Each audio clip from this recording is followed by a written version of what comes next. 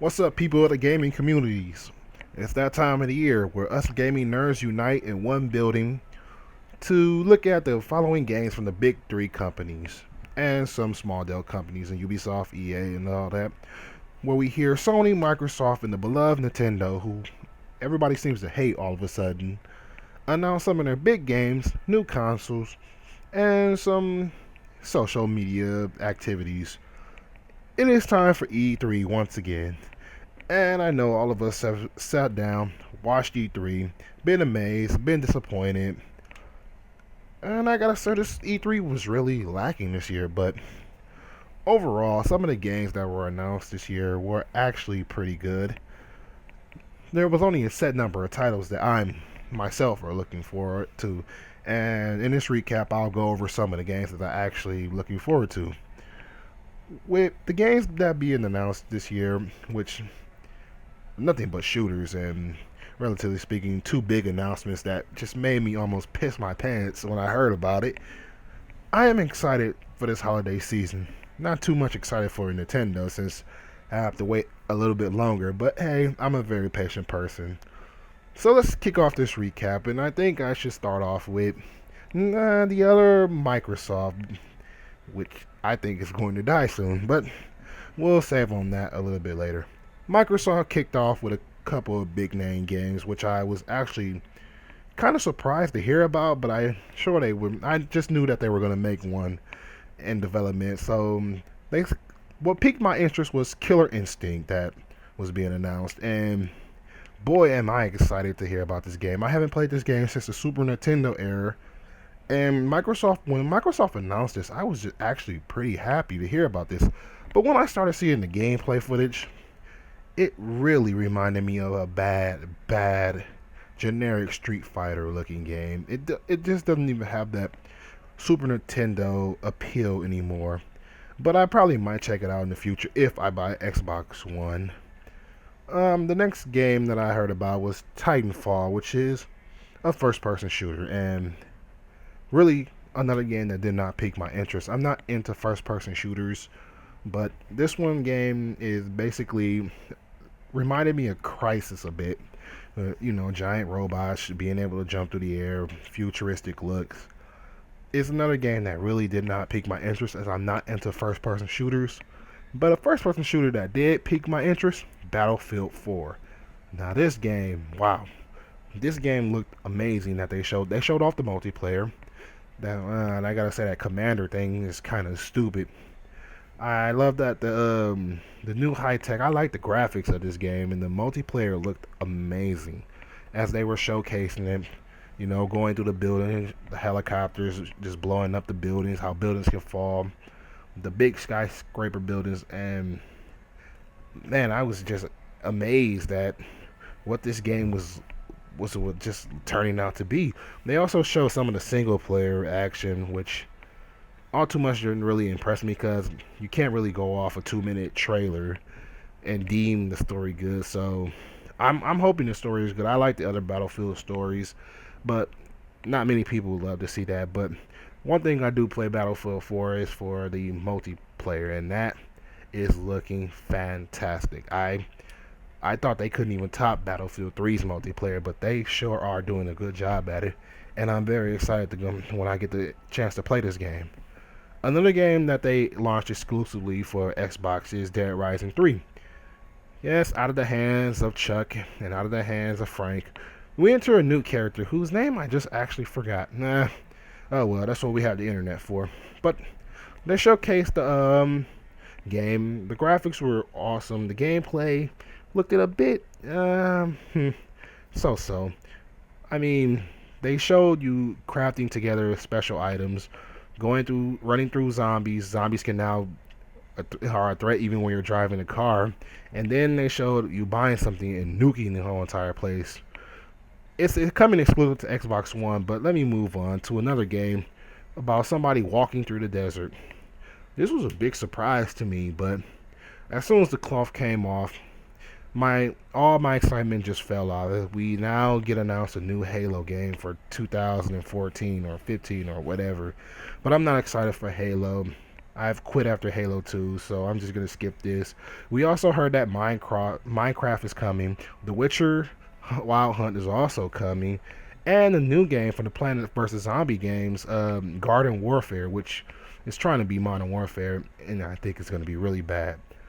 But one of the things that Xbox One was talking about was the TV adjustments for this game, and honestly, all that social stuff, I really did not have an interest because if I want to watch TV, I watch TV. I would rather play my games, Microsoft, and this is all these little features are neat, but what does this have to do with gaming? Not only that, they also announced that they're getting rid of the Microsoft points, which they signed with Twitch, which I don't know too much about. I have to look into that, but at least they're getting rid of the Microsoft points. That's a start. I don't have a problem with it, but the biggest thing that they said was the pricing of what, $499, $500. Whew, shooting yourself in the foot, Microsoft. Really shooting yourself in the foot. We now move on to the powerhouse of the gaming industry with Sony, who revealed the more of the PlayStation 4, which I'm excited to know about, and I am pre-ordered it. I have pre-ordered it, and I'm going to get that game as soon as it comes out. But what about the games that's coming out for it? Well, we heard about Assassin's Creed Black Flag, which they showed the game trailer of, and I think I'll probably have to take a break from the Assassin's Creed series. Revelations really drove me down, and 3 really disappointed me. I think the story and gameplay are taking massive falls with the yearly releases of the game. However, they are taking the pirate elements from Assassin's Creed 3 and putting it here. You still can do the same things you've done in the last game, but I think the yearly releases are ruining this game. Another game that they showed off was The Order, which looks like something you will see in England. And it had my interest at first until they pulled out these fucking futuristic electric guns. Well, they're fighting monsters too, but all in all, I have to see more from this game to decide on it. Another game that interested me was Knack, which had its own unique charm to it, but really didn't see much from it to discuss about it. Killzone: The Shadowfall was another first-person shooter game I'm kind of looking forward to, and they also revealed a racing game called Drive Club, but I'm not into racing games all that much, and that's all I have to say about that. Infamous Shadow Second Son was another game that they started to show off, and I'm really excited for this game. Most of these games are going to be launch titles except for Second Son. We also know that the indie games are also developing games for the Vita, and a couple of new games, especially the Oddworld remake, which I'm very looking forward to. But the big announcement that got most Sony fans was Kingdom Hearts 3. Hey guys, how long have we been waiting for this announcement? I mean, wow. I think I lost a track of time, but when Square Enix announced this game, a tear literally fell from my eye, and I nearly pissed myself just hearing this game. I, Dream Drop Distance was good, but man, I have been waiting a long time to hear the announcement of Kingdom Hearts 3. Now, we may not know when it's coming out, but knowing that it's in development really puts me at ease, and I really hope this game also comes for the Wii U, since we all know that it's coming to Xbox One now, which I really don't get. Another game that they announced was Final Fantasy Versus, which would now be Final Fantasy 15. Where was this game at all along? I've been waiting on announcements for this game for a long time. As a big RPG fan, games like these really pique my interest, and when they just stopped showing these games, I was really just sad because the Final Fantasy series has taken a downfall, and I hope this game really brings it back up to par. I don't really think they showed a release date. It's 2014, 2015, 2016. Who knows? But we are getting DLC for The Walking Dead, which story is just absolutely amazing. Now, this should be like a summer release, so I'm really hoping to get more on that. Another game that they showed off was Destiny, a sci-fi shooter, which I have ordered, but I only ordered it for the poster. I'm not sure this game is gonna keep me in touch with it. But Sony started to announce the Sorcerer with the Old Man, which was actually pretty humorous. and they started to talk about the online restrictions and no use games. I'm happy to know that they not using the no use game policy, and they also said that multiplayer was going to be free until they did a complete 360 and said that you will require PlayStation Plus to play the online mode. So you're basically you're paying for online.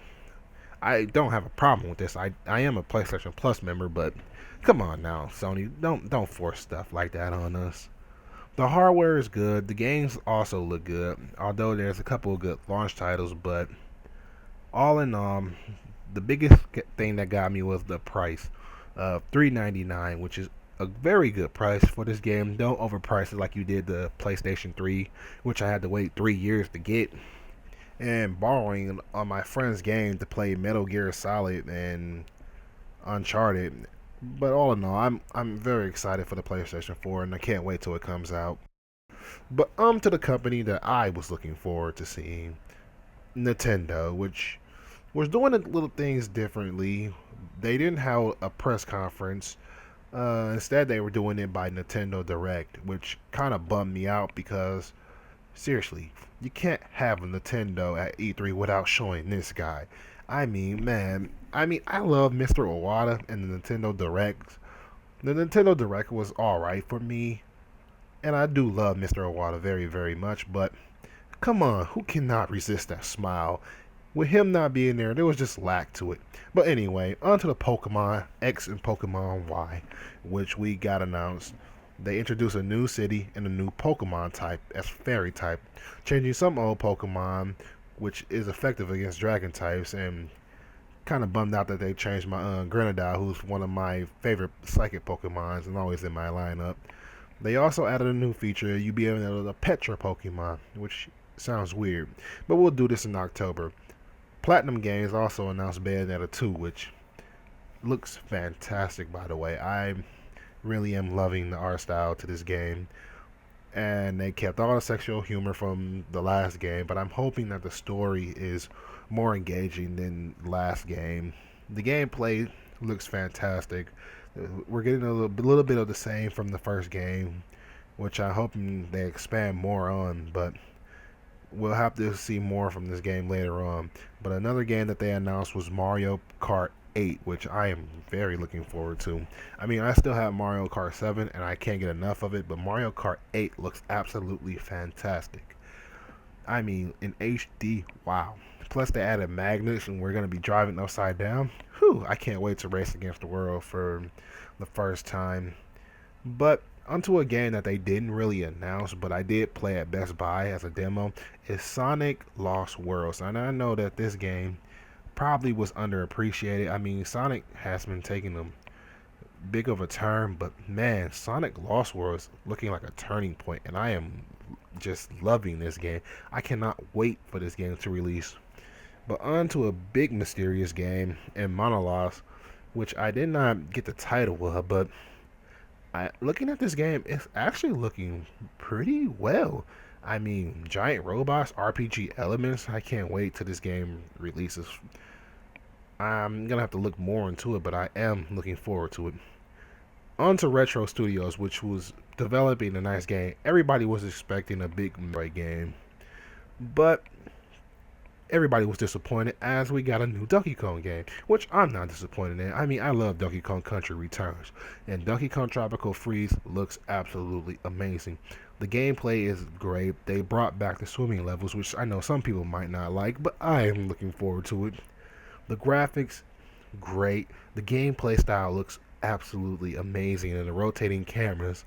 And we're also fighting new enemy types. I mean, we're fighting Vikings now. Vikings. I mean, come on, we already fought pirates and mad scientists and ninjas. Why not Vikings? I mean, at least they're expanding on new ideas, but Dixie Kong is also back into the mix. But I'm kind of hoping we get to play as them separate instead of them being just on your back all the time and switching out. I really hope we can do more. Another game that was announced was Super Mario 3D World. This was a 3D game that Nintendo was working on. I know most people probably wanted a new Sunshine or Galaxy, or maybe even something new, but I actually wanted Nintendo to expand on 3D Land and try to make it even better. Now, I love this game. I played this at the demo at Best Buy, and it is absolutely amazing. I mean, we get to play more like the Super Mario Brothers 2, where Peach can hover. Excuse me. Where Peach can hover, Toad is faster, and Mario and them are introduced to a new power up, Cat Mario, which sounds better than B Mario, to be honest. But this game, they they have really nailed the 3D style, 2D perspective of what I always wanted, and they are expanding on this.